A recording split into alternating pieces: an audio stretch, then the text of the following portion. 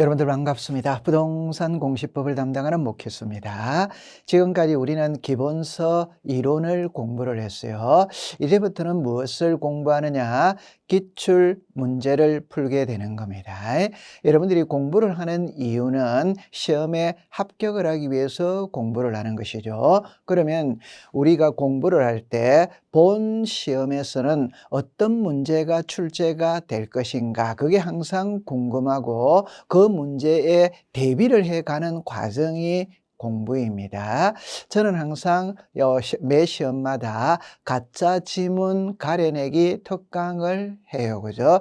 이 가짜 지문 가려내기는 지금까지 20년 동안의 기출 문제가 있어요. 그 지문이 있어요. 그 지문 중에 가장 많이 언급되는 지문들만 모아서, 즉 출제 빈도가 가장 높은 부분만 모아서 미리 공부를 하는 게 가짜 지문 가려내기입니다. 그래서 앞으로 우리가 기출 문제를 풀게 될 텐데, 그 기출 문제를 풀기 전에 출제 빈도가 높은 기출 지문을 먼저 공부해 놓고 준비를 하면은 훨씬 더 공부의 효율성이 있을 거예요.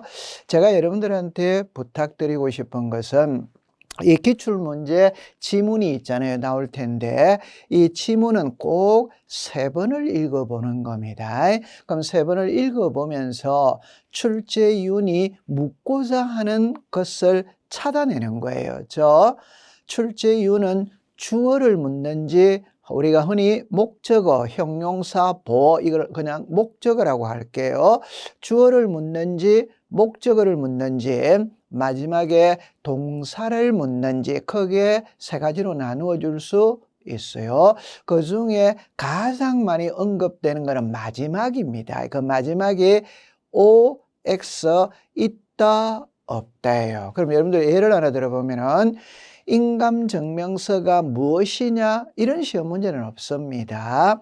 인감증명서를 제출한다, 안 한다, 이렇게 묻는 거예요. 공유지분이 무엇이냐? 이런 시험 문제는 없어요. 공유지분의 저당권을 설정할 수 있다, 공유지분의 전세권을 설정할 수 없다, 있다, 없다, 마지막을 항상 묻게 되는 겁니다. 그래서 우리가 유증을 보면은 상속인의 유류분을 침해하는 등기라도 해준다, 안 해준다. 상속인의 유류분을 침해하는 등기 수리한다, 안 한다. 여러분들 출제윤이 물을 때 상속인의 유류분을 묻는 게 아니에요. 유류분을 침해해도 등기 해주느냐, 안 해주느냐, 이걸 묻는 거예요. 그러니까 문장을 자꾸 읽어야 돼요. 읽으면서 핵심 포인트를 찾아가는 겁니다. 그래서 제가 여기에서 시험 문제, 지금까지 출제인이 물었던 문제 있죠. 그죠? 그거는 우리가 배우는 부동산 등기법은 절차법입니다. 절차법이기 때문에 법의 개정이 잘 없어요. 그러니까 출제되었던 문제가 계속 출제가 되는데 유형을 약간씩 바꾸는 거예요. 그죠? 그래서 큰 흐름만 알고 있다면 누구나 100점을 맞을 수 있는 겁니다. 자, 그러면 제가 여기에서 미리 좌측에는 있잖아요. 이론입니다. 이론. 우측에는 이 이론을 설명하는 부분이에요. 그러면 여러분들이 이게 프린트로 나아가면은 101장입니다. 101장을 양면 복사하면 51장이죠. 그죠? 이 51장을 갖고 3번만 딱 읽으면 누구나 부동산 공시법은 100점으로 합격할 수 있는 겁니다. 꼭 3번을 읽으면서 주어, 목적어, 동사를 찾아내는 거예요. 그죠? 그럼 이제 제가 먼저 우리 부동산 공시법은 크게 2편으로 나누죠. 하나가 지적이고 하나가 등기입니다. 그런데 우리가 지적은 좀 쉽죠. 그죠? 등기는 어려워요. 그래서 어려운 부분을 먼저 공부를 하는 겁니다. 그래서 제 1편에 보면 이제 등기, 자, 테마 1 이렇게 나오잖아요. 그죠? 처음에 등기의 효력 이렇게 나와요. 그럼 여러분들 이렇게 정리합니다. 등기는 효력에 따라서 이렇게 나누죠. 자, 효력에 따라서 종국 등기와 예비 등기로 나누죠. 그죠? 예비 등기. 그러면 종국 등기와 예비 등기로 분류하는 기준은 등기를 하면 물건이 변한다. 이거는 종국 등기죠. 등기를 해도 물건이 변하지 않는다. 이건 예비 등기입니다. 그럼 이 예비 등기는 가등기를 말하는 거예요. 그러면 가장 쉽게 공부하는 방법은 부동산 등기법에서 많은 등기의 종류를 배우게 되는데 가등기가 예비 등기고 나머지 등기는 종국 등기다. 이렇게 생각하면 되는 겁니다. 그럼 이 종국 등기의 효력은 크게 7개가 있는데 주로 시험에 출제하는 것은 3개죠. 그게 물건 변동의 효력과 순위 확정의 효력과 추정력이에요. 다른 거는 출제를 하지 않더라고요. 그러면 여기에 이제 처음에 보니까 물건 변동의 효력 이렇게 나오잖아요. 자, 보면 등기관이 등기를 마친 경우에는 그 등기는 접수한 때부터 물건이 변한다 이렇게 나오죠. 그럼 여기서 등기관이 등기를 마친이라는 말은 17시라고 가정을 해보고 접수는 10시라고 가정을 해보는 겁니다. 그러니까 10시에 등기 신청했거든 했는데 17시에 등기부에 기록을 했다. 그러면 17시에 등기부에 기록을 하면 소급해서 10시부터 물건이 변한 걸로 본다 이렇게 말하는 거예요. 그럼 여기서 접수한 때가 언제냐 이 말입니다. 접수한 때는 전산정보 처리 조직에 저장된 때 접수된 것으로 본다. 따라서 1번과 2번은 같은 말입니다. 같은 말. 그러니까 1번을 써도 O, 2번을 써도 O. 그럼 1번은 등기관이 등기를 마친 경우에는 접수한 때부터 물건이 변한다는 표현과 등기관이 등기를 마친 경우에는 전산정보 처리 조직에 저장된 때부터 물건이 변한다는 말은 동일이다. 같은 말이에요. 근데 여기서 하나 조심해야 될 때 마친 경우에는 마친 때부터 물건이 변한다 이러면 틀립니다. 마친 때가 아니라 접수한 때 이렇게 정리해 두면 돼요. 그래서 여기 3번에 보니까 접수한 때가 언제냐 전산정보 처리 조직에 저장된 때 접수된 것으로 본다 이렇게 이해를 해두면 돼요. 자, 그 다음에 이제 이번에 추정력인데 출제인이 여러분들이 물을 때 추정력이 무엇이냐 이런 시험 문제는 없습니다. 추정력이 있냐 없냐 OX를 묻는 거예요. 그래서 이 추정력은 갑구, 얼구, 권리관계에서만 사용하는 말이에요. 표제부는 부동산 표시죠. 그죠? 이게 사실관계죠. 부동산 표시 사실관계는 눈으로 보고 확인이 가능한 것은 추정이라는 표현을 사용하지 않아요. 추정력은 종국 등기에서 인정을 하거든.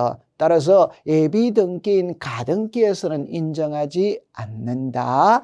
등기 원인의 추정력이 있다. 권리 변동의 당사자 사이에 추정력이 있다. 전 소유자에게 추정력이 있다. 그러나 사자는 죽은 자입니다. 죽은 자 명의로 등기가 되어 있다고 해서 그 사람을 소유자로 추정하는 건 아니에요.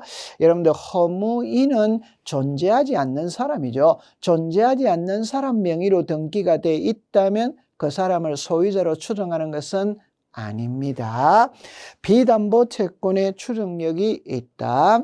이미 등기가 되어 있다면 등기된 사람을 소유자로 추정하는 거지 점유하고 있는 사람을 소유자로 추정하는 것은 아니에요. 자, 그러면 이걸 기출문제는 어떻게 출제를 했냐면은 자, 이렇게 출제를 한 거예요. 자, 보니까 이렇게 나와 있네요. 1번에 보니까 등기의 추정력은 갑구, 을구, 사항난에서 인정되며 표제부에서는 인정되지 않는다. 맞죠? 추정력은 갑구, 을구, 권리관계에서만 인정을 한다. 자, 그 다음에 가등기가 나오죠. 가등기는 예비등기거든. 추정력은 종국등기의 효력입니다. 따라서 예비등기인 가등기에는 추정력을 인정하지 않는다. 그래서 안 한다. 이렇게 되는 거예요. 자, 여러분들 여기에 보니까 붉은 색깔이 있고 파란 색깔이 있죠. 그럼 정답 표현이 나오는데 앞으로 정답은 항상 여기에 나오는 파란색 글자가 정답입니다. 정답은 통일을 다 시켜놨어요. 여러분들이 공부하기 수월하게. 붉은 글자가 정답이 아닙니다. 파란 글자가 정답이에요. 자, 그 다음에 이제 3번에 전 소유자에게도 추정력이 뭐다? 있다. 자, 여기 추정한다. 이렇게 내렸죠. 자, 여러분들 이 그림을 한번 보면 있잖아요. 자, 우리 등기부는 갑구, 을구, 표제부가 있죠. 이때 표제부는 토지등기부 표제부, 건물등기부 표제부, 집합건물등기부 표제부, 표제부의 양식은 다 다릅니다. 그러나 갑구, 을구의 양식은 동일합니다. 그 양식이 동일하다는 게 이 모양이 동일하다 이 말이에요. 그래서 여기에 순위번호, 등기 목적, 접수, 등기 원인, 권리자, 기타 사항 이렇게 나오잖아요. 이때 추정력은 이 칸과 이 칸에서 인정을 한다 이 말이에요. 자, 그럼 여러분들 볼 때 여기에 갑하고 을만 공부해 볼게요. 갑이 을에게 정려를 했습니다. 정려.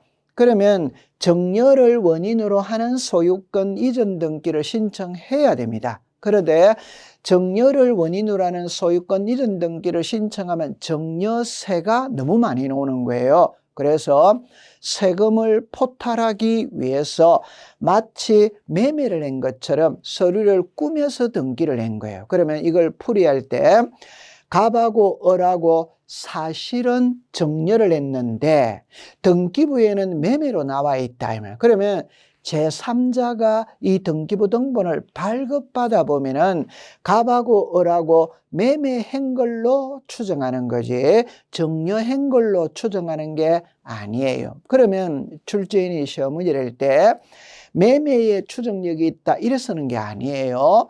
매매의 제목이 등기 원인이다 이 말. 그러면 시험에는 등기 원인의 추정력이 있다 이렇게 말하는 거예요. 그럼 여러분들 여기에 보면은 그림을 보면 이렇게 나와 있잖아요.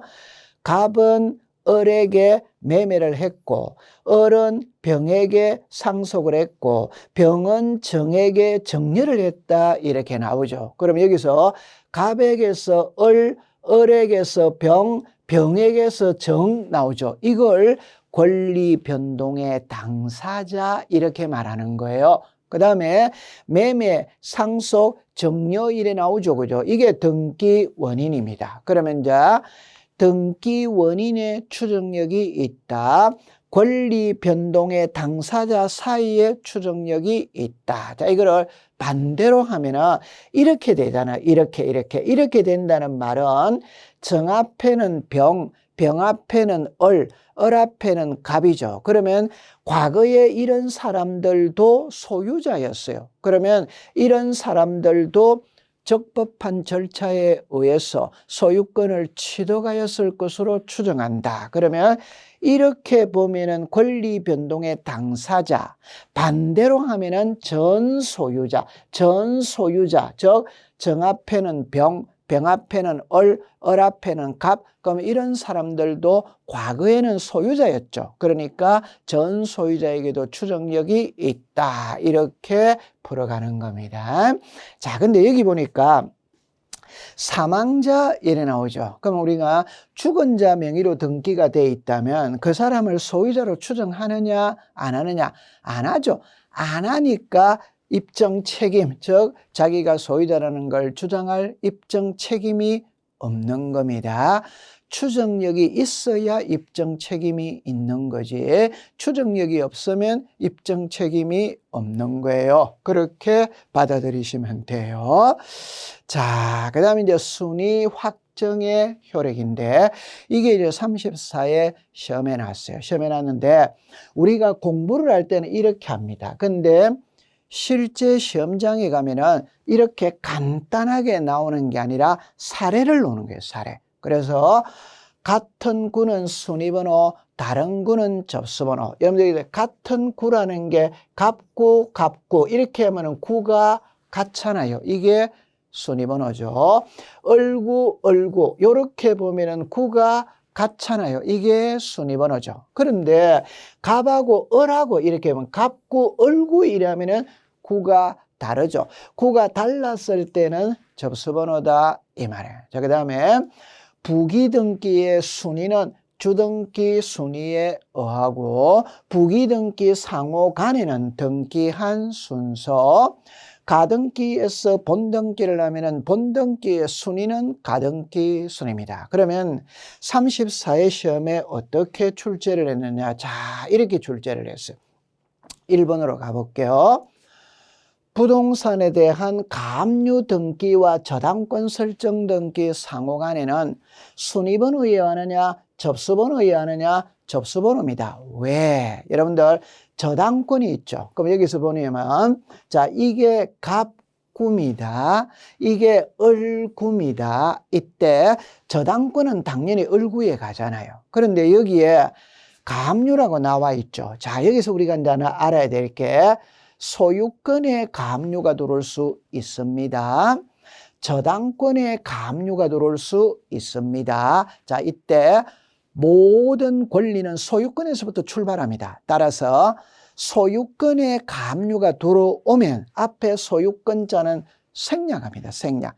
그런데 저당권에 가압류가 들어왔다면 반드시 앞에 저당권의 가압류 이래 써야 되는 거예요. 그러면 여기서는 앞에 아무런 표시, 소유권이냐 소유권 이외냐는 표시가 없죠. 그러면 당연히 소유권에 들어온 겁니다. 소유권. 그럼 소유권의 가압류니까 갑구에 하는 거예요.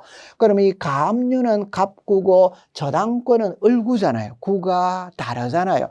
갑구, 을구, 구가 다르죠. 그래서 접수번호가 되는 겁니다. 자, 그 다음에 2번 저당권이 설정된 후 1번 저당권의 일부 이전의 부기등기가 이루어진 경우 배당에 있어서는 부기등기가 2번 저당권에 우선한다. 맞죠? 그죠? 자, 이 그림을 보면 이런 겁니다. 1번에 저당권이 있어요. 2번에 저당권이 있어요. 자, 이때 1번 저당권의 일부 이전이죠. 그러면 저당권을 이전하면 부기등기 하잖아요. 부기등기.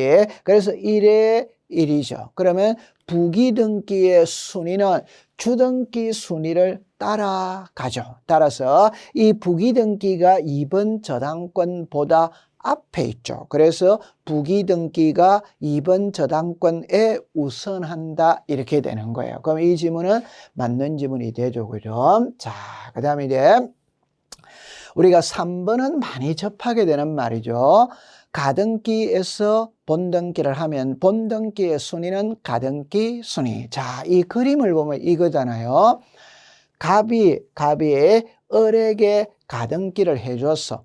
갑이 을에게 가등기를 해줘도 소유자는 변하지 않습니다. 소유자는 여전히 갑입니다. 갑. 그러면 갑은 병한테 매매를 했다. 이 말. 그러면 여기서 을은 가등기를 하고 2번을 받았어요. 그럼요, 요 병은 3번이잖아요. 3번. 그럼 나중에 을이 소유권 이전에 본등기를 하거든. 이때 이거는 가등기고 이거는 본등기죠. 이때 등기는 2개입니다. 그러나 번호는 하나죠.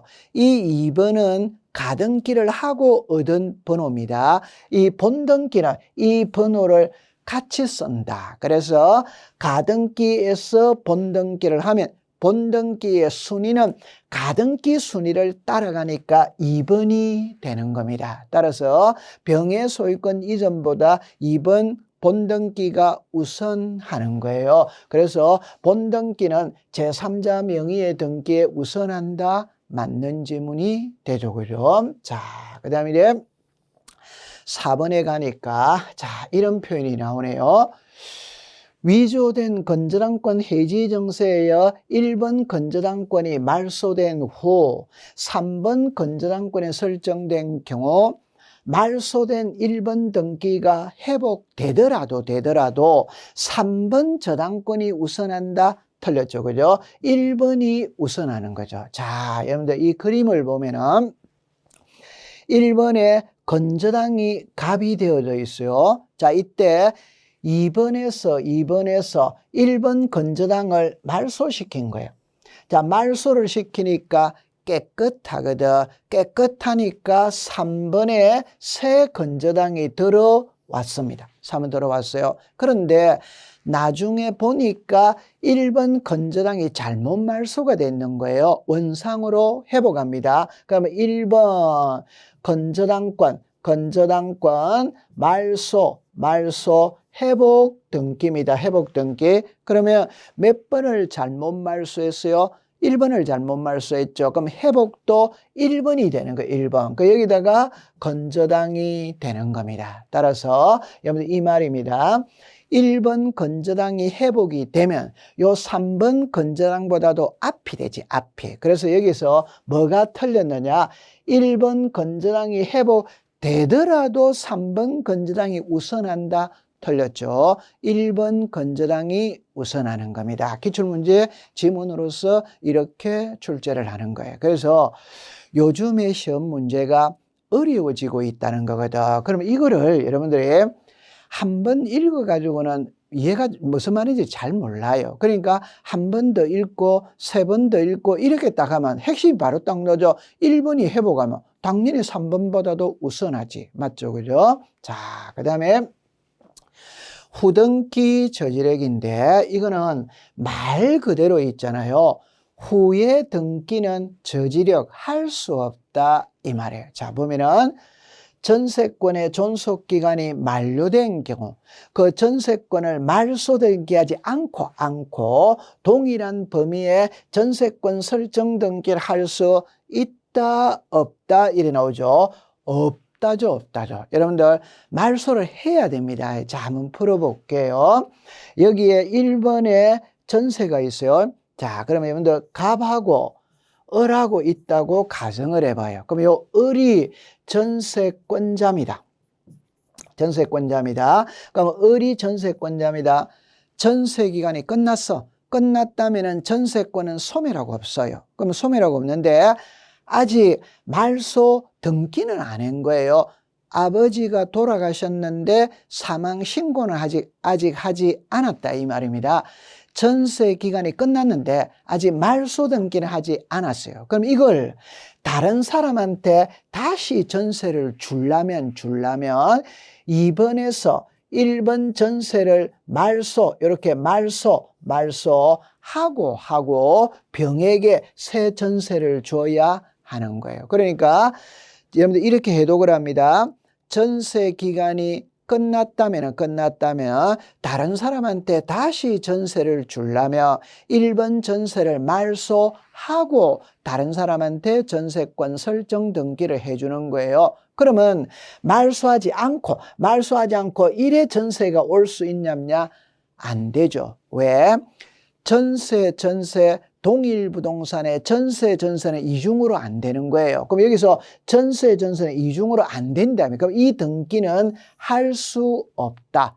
그래서 1번을 선등기, 2번을 후등기, 이 2번을 할 수 없다. 이게 후등기 저지력입니다. 그럼 여러분들 이거는 제가 말을 거창하게 했지만 가장 쉽게 표현해 보면 전세 기간이 끝났다면은 다른 사람한테 다시 전세를 주려면 말소 등기하고 줘야지 말소 등기하지 않고는 줄 수 없다. 이게 후등기 저지력입니다.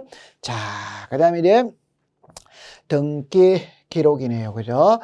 지금 현재까지 공부를 했던 건 우리 책에서는 서론입니다.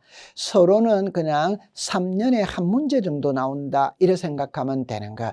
1장이거든 이것도. 그런데 1장에서 3년에 한 번 나온다, 4년에 한 번 나온다 이렇게 생각하면 돼요. 그럼 이제는 2장입니다. 2장은 등기 설비를 배우러 가거든. 이 역시 3년 또는 4년에 한 번밖에 안 나와요. 그러니까 출제 빈도는 낮습니다. 자, 가볍게 한번 넘어가 보도록 할게요.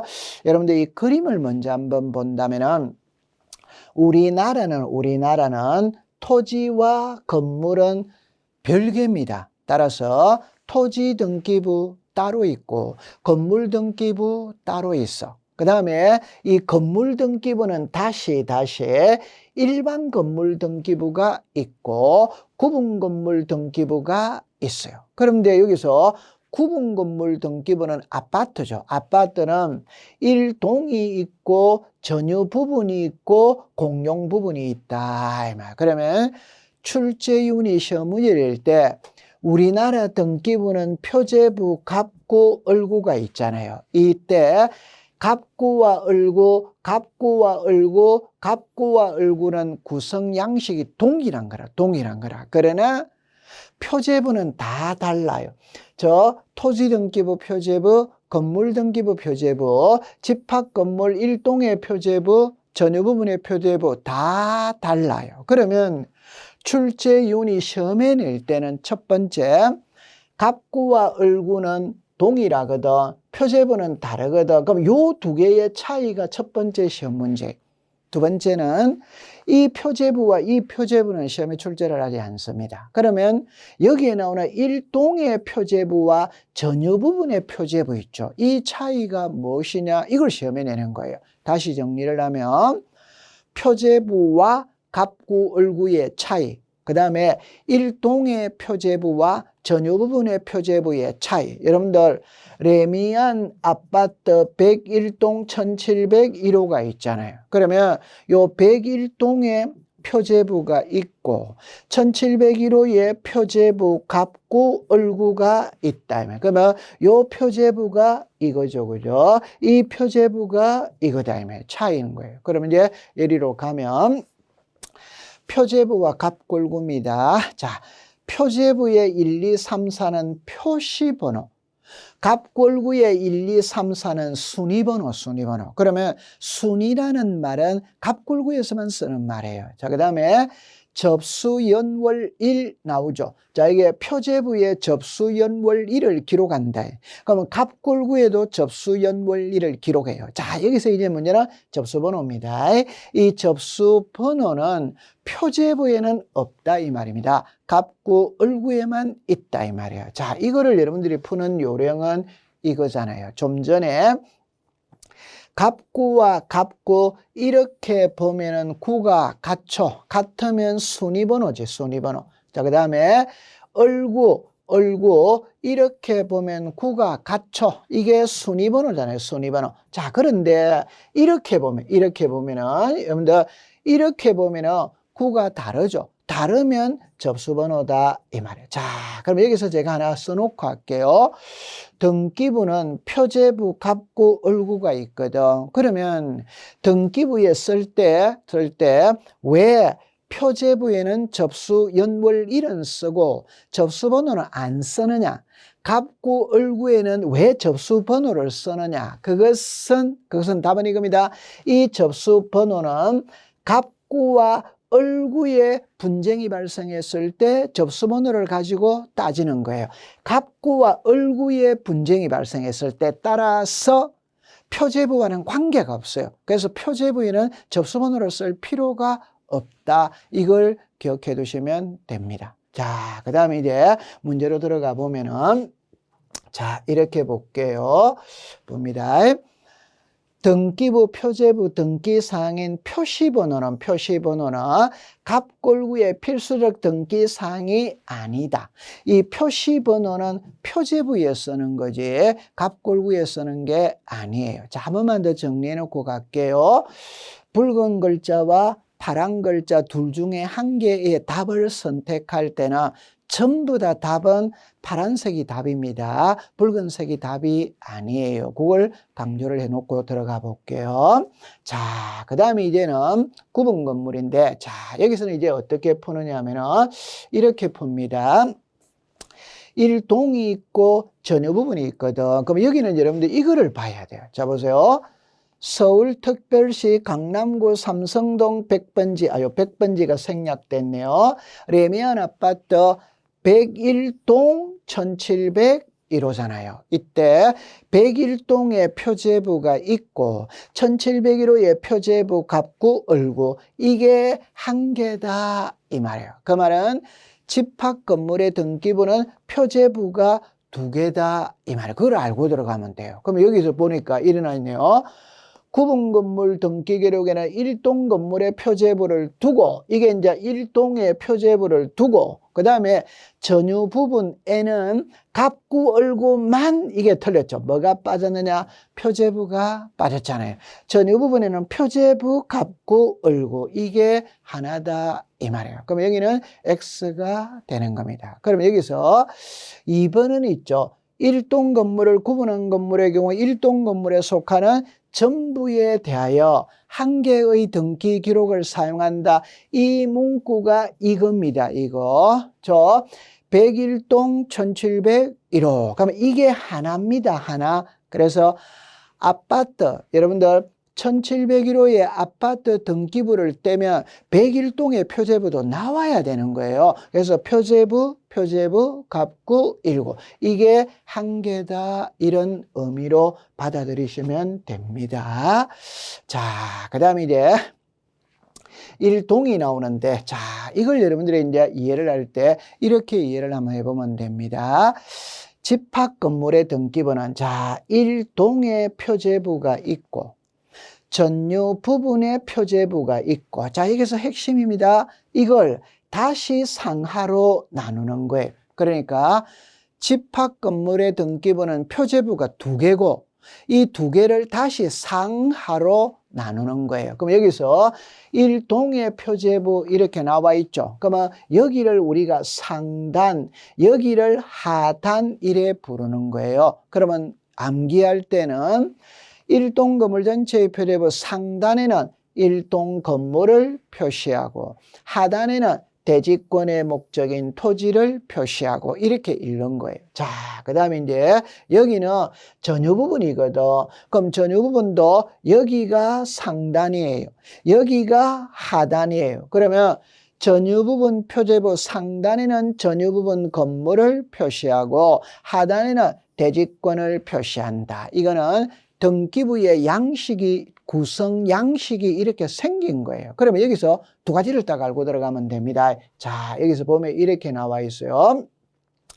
붉은 글자를 보면 됩니다.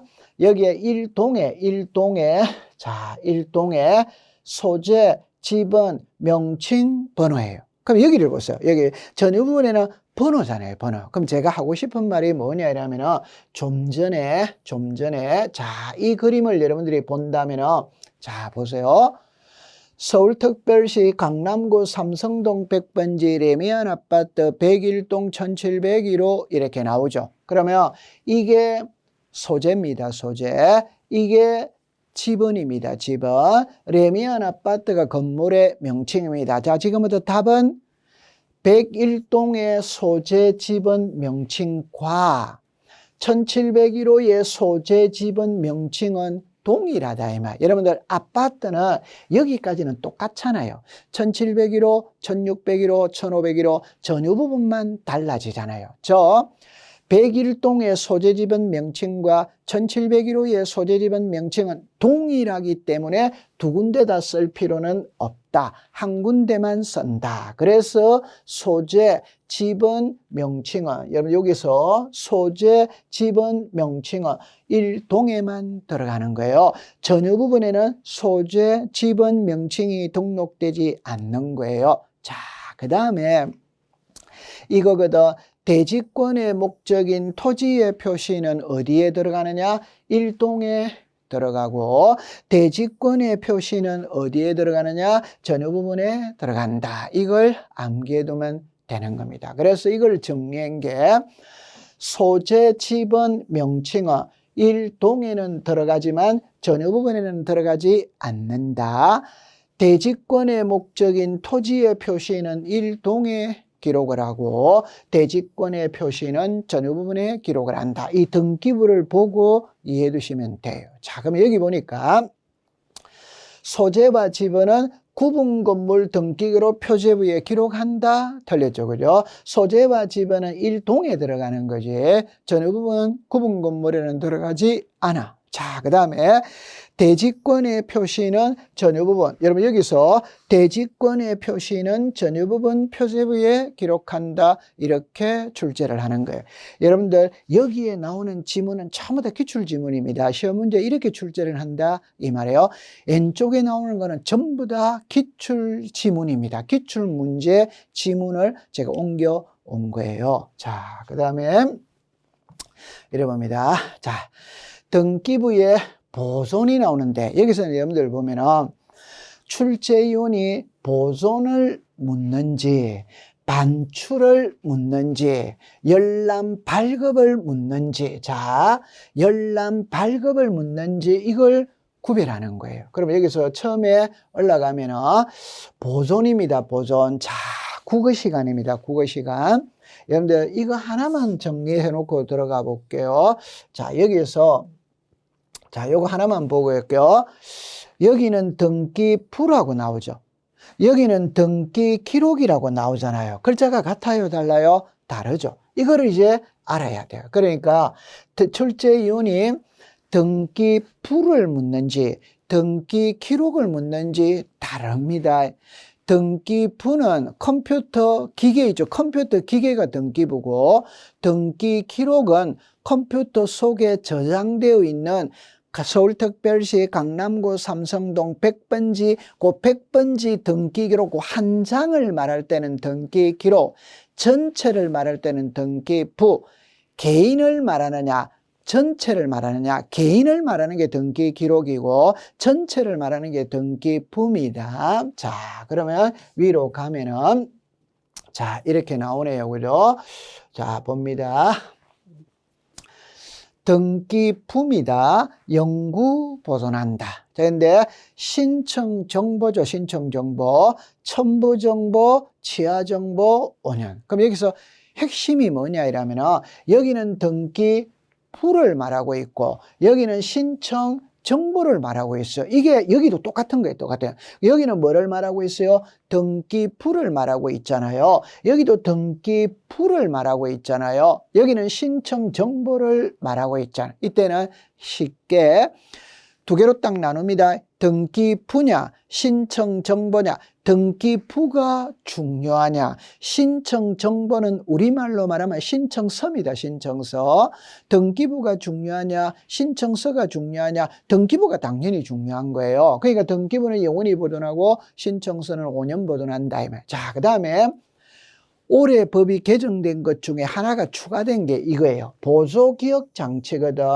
오늘날 컴퓨터는 여러분들 전산화되어 있죠. 이 전산화되어 있다는 거는 편리하고 아주 좋아요. 그러나 컴퓨터 바이러스 먹어서 한 방에 날아갈 수도 있어요. 그래서 미리 복제를 해 놓습니다. 복제. 그 복제 놓는 걸 우리가 보조기억 장치에 저장해 놓는다 이 말이에요. 그게 5년 보존이에요. 자, 그 다음에 이제 여기에 보면 이제 반출입니다. 반출.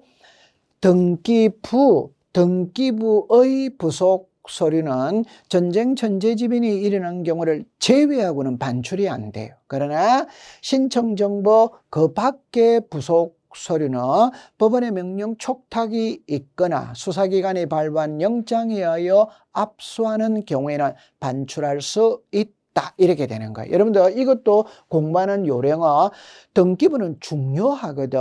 중요하니까 등기소 밖으로 한보도록 나가면 안 되지. 그러나 신청서는 등기부보다는 중요성이 떨어지니까 나갈 수는 있다. 이래 하면 되는 거예요. 그럼 이제 밑에 기출문제를 보면은 자, 이래 나와요. 먼저 무엇을 묻는지를 봅니다. 등기 부조 이거잖아요. 영장에 의하여 반출할 수 있다 없다죠. 영장에 의해서는 반출할 수마다 없다. 전쟁 천재지변이 일어나야 반출이 되는 거예요. 여기서 등기부의 부속 서류는 이거잖아요. 이거 역시 법원의 명령 촉탁으로는 반출할 수 없다. 전쟁 천재지변이 일어나야 반출할 수 있는 겁니다. 자, 그 다음에 이제 열람 발급인데 여러분 여기서 핵심은 이거예요. 이거 여기에 등기 기록이 하나입니다.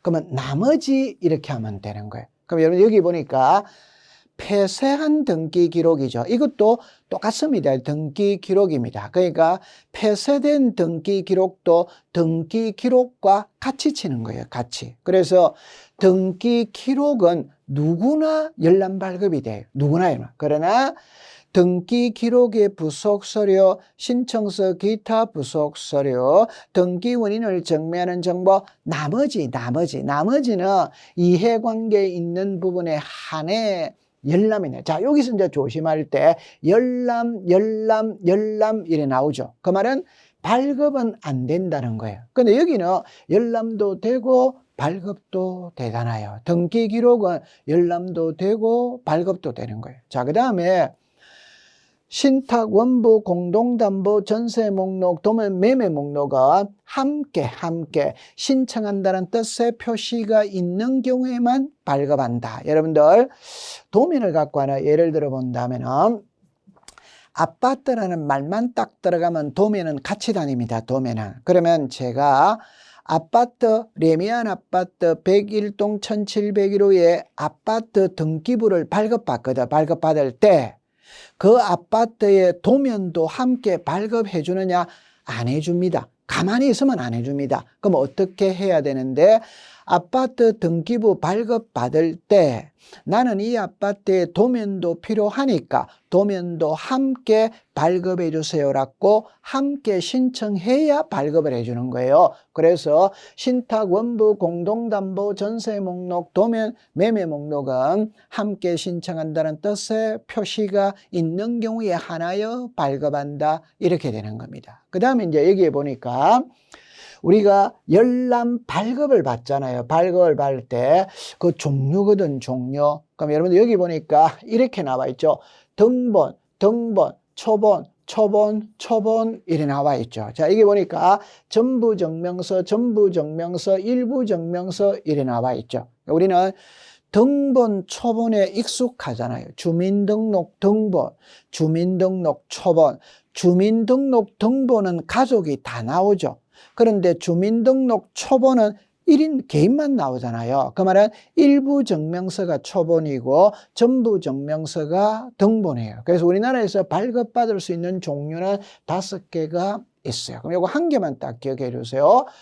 폐쇄 등기 기록도 발급이 되는데 이때는 1번만 발급이 됩니다. 폐쇄 등기 기록은 1번 여기 보니까 말소, 사항, 포함, 등기부, 등본 이게 전부 증명서예요. 그걸 기억해 두시면 돼요.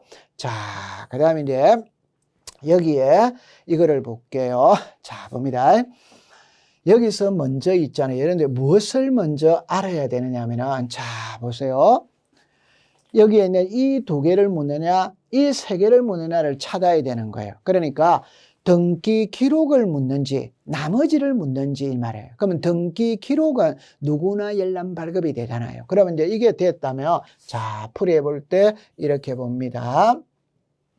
자, 이렇게 볼게요. 여기에 등기 기록이죠. 그러면 이해관계인에 한해 틀렸잖아요. 등기 기록은 누구나 열람 발급이 돼. 자, 근데 여기 보니까 등기 기록의 부속 서류는 이해관계에 있는데 한해 열람 발급은 안 되잖아요. 그 다음에 신청정보 그 밖에 부속 서류에 대한 열람을 신청할 때는 그 권한을 증명하는 서면 이게 위임장이죠. 자, 풀이할 때 이렇게 풀이합니다. 등기 기록은 누구나 열람 발급 받을 수 있기 때문에 대리인이 할 때도 위임장은 필요가 없어요. 그러나 여기 있는 신청 정보 그 밖에 부속 서류는 이해관계에 있는 부분에 한해 열람만 되거든. 이해관계에 있는 부분에 한해니까 누구나 되는 게 아니에요. 따라서 대리인이 할 때는 위임장을 첨부해야 된다 이 말이에요. 자, 그 다음에 등기 원인을 증명하는 정보도 등기 기록이 아니거든. 그러면 이해관계에 있는 부분에 열람은 되지만 발급은 철거할 수 없다. 그래서 발급은 안 된다 이 말이에요. 그렇게 받아들이세요. 그 다음에 이제 제가 5번에 좀 전에 이야기했죠. 신탁원부, 공동담보, 전세 목록, 도면, 매매 목록은 그 사항의 증명도 함께 신청한다는 뜻의 표시가 있는 경우에 발급한다. 그러면 출제위원이 시험 문제를 낼 때 여기 4개를 다 써주느냐, 한 개만 쓰느냐. 여기 보니까 매매 목록 하나만 쓰잖아요. 그러면 이 자리에 이게 들어가도 되고 이게 들어가도 되고 이게 들어가도 된다. 그거는 출제위원의 마음이겠죠. 그래 평가를 해두시면 되는 겁니다. 자, 그 다음에 이제 관공서 촉탁이네요. 그죠?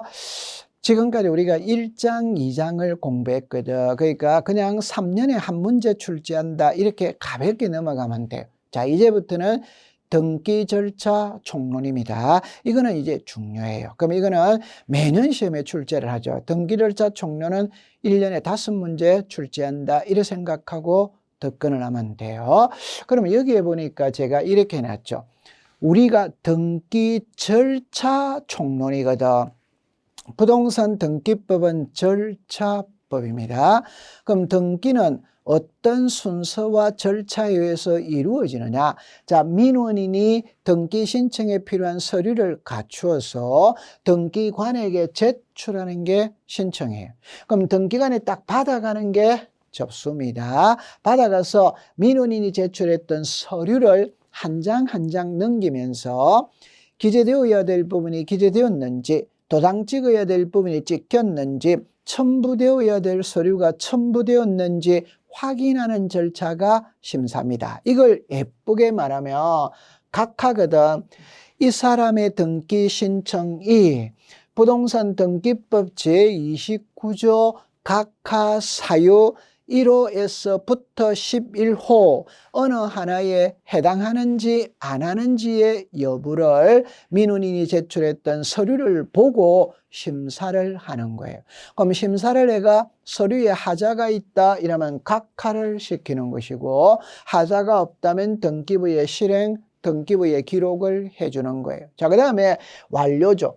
등기소에서 등기가 끝났다면 세무서에 과세자료를 보내주게 돼 있고, 등기소에서 등기가 끝났다면 지적소관청에 권리관계의 변동사항을 알려주게 되어 있고, 등기소에서 등기가 끝났다면 등기 권리자에게 등기필 정보를 작성하여 통지를 하면 끝나는 거예요. 자, 그럼 여기서 이제 신청이 나오거든. 그러면 누가 등기를 신청하느냐, 누구 이름으로 등기를 신청하느냐, 등기 신청의 방법, 이게 전자신청이냐 방문신청이냐, 서류이라면 신청정보냐 첨부정보냐, 이런 거 이제 배우러 가는 거예요. 그러면 제일 위에 누가 이렇게 나오죠. 그래서 누가 등기를 신청하느냐면 원칙은 당사자 신청주의, 관공서 촉탁, 예외는 등기관의 직권,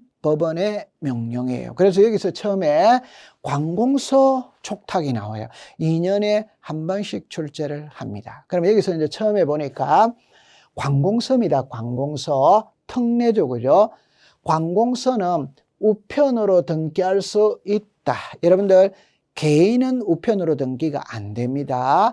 관공서는 사기칠 일이 없기 때문에 우편으로 등기해도 돼요. 자, 그 다음에 관공서는 등기 기록과 대장의 불일치하면 해주느냐 안 해주느냐 등기를 할 수 있다.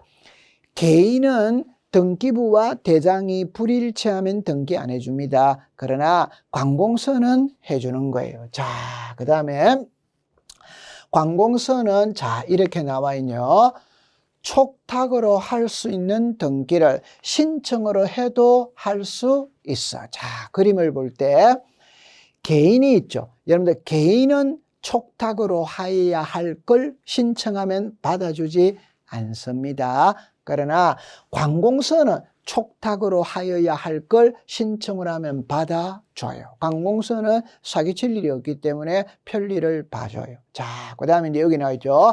관공서는 등기필 정보를 제공하느냐 안 하느냐. 여러분 이 그림을 보면 등기필 정보와 인감증명서는 본인 여부를 확인하기 위해서 제출하는 거예요. 그런데 관공서는 사기칠 일이 없는 거예요. 그래서 등기필 정보 인감을 제공하지 않아.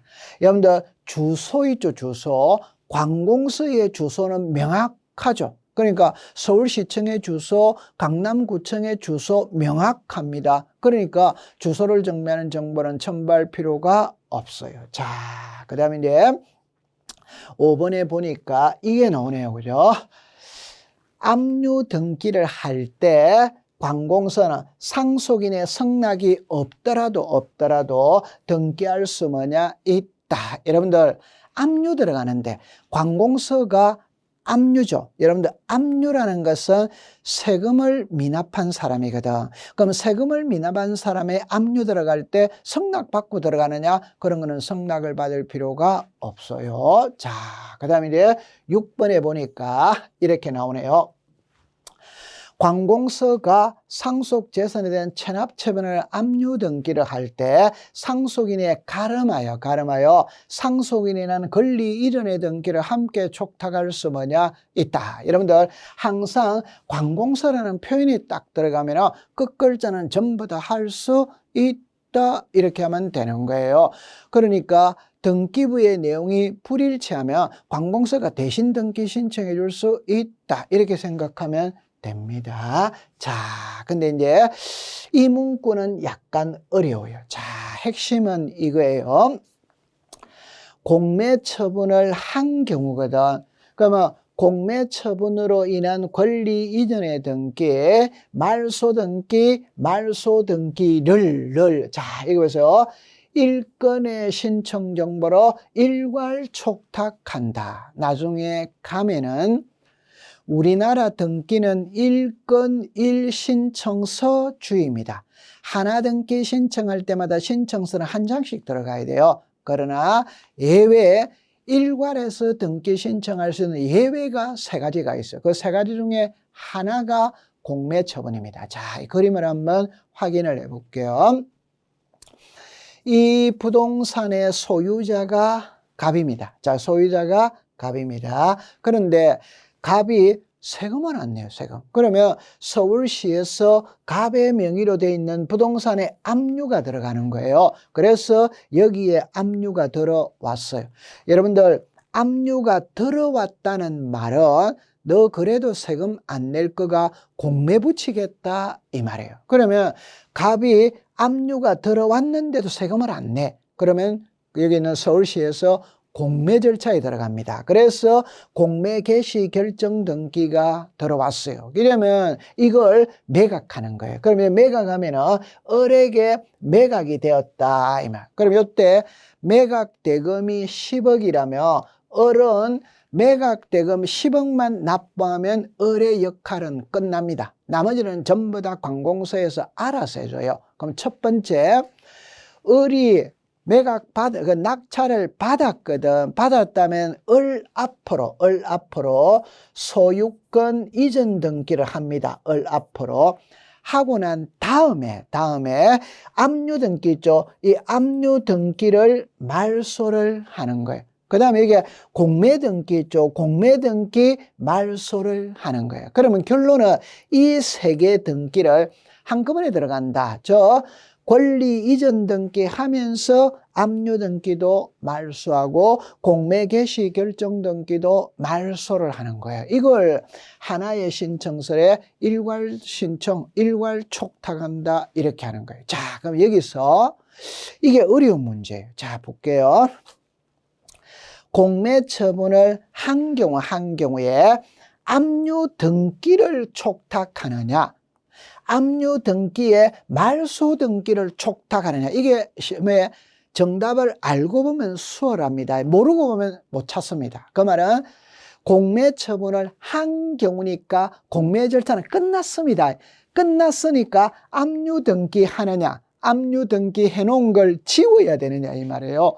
지워야 되는 거예요. 따라서 압류 등기를 촉탁하는 게 아니라 압류 등기에 말소 등기를 촉탁한다.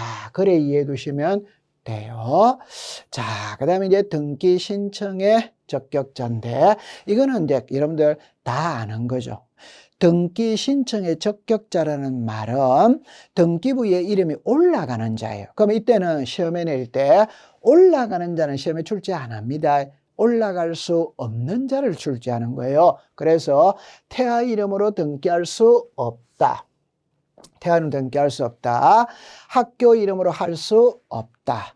민법상 조합 이름으로 할 수 없다. 읍면 동리는 지방자치단체가 아니기 때문에 안 되는 거예요. 그럼 이거는 쉬운 거죠. 자, 풀이를 해보면 이렇게 나와 있네요. 1번에 국립대학교는 학교 명의로 등기 신청할 수 없지만 사립대학은 학교 명의로 등기할 수 있다. 있다가 틀렸죠. 학교 명의로는 안 됩니다. 그러면 국립학교는 국가 명의로 등기를 하는 것이고, 공립학교는 지방자치단체 명의로 등기하는 것이고, 사립학교는 재단 이름으로 합니다. 학교 명의로 하는 게 아니에요. 자, 그 다음에 민법상 조합 이름으로 등기 신청할 수 없다. 여러분들 이렇게 푸셔야 되죠. 민법상 조합은 등기 능력이 없죠. 그럼 어떻게 해야 되는데, 조합은 전원명입니다. 만약에 민법상 조합의 가장 전형적인 애가 동업이거든. 동업. 10명이 동업을, 그래서 조합을 결성을 했다. 그때는 조합 명의로 등기하느냐, 10명 공동명의로 등기하느냐, 공동명의로 등기해요. 그럼 공동이니까 공유 아니면 합유겠죠. 그죠? 여기는 합유로 등기한다. 그래 기억해 두면 되고, 그 다음에 읍면도 등기 신청의 적격이 인정된다. 틀렸죠. 그죠? 읍면 동리는 지방자치단체가 아니기 때문에 안 됩니다. 그러나 비법인 사단을 결성한 동일을, 이게 마을회관입니다. 여러분들 시골에 가면은 마을회관이 있거든. 이게 등기가 되냐 안 되냐? 안 됩니다. 안 되는데 마을 주민들이 법인 아닌 사단을 결성을 하면 마을 이름으로 등기가 되는 거예요. 정리는 이렇게 합니다. 마을은 안 된다. 법인 아닌 사단을 결성한 마을은 된다. 이렇게 정리를 해두면 돼요. 자, 그 다음에 이제 등기 뭐다? 등기 권리란데, 자, 이거는 여러분들이 잠깐 쉬었다가 공부를 한번 해보도록 할게요. 고생을 했습니다.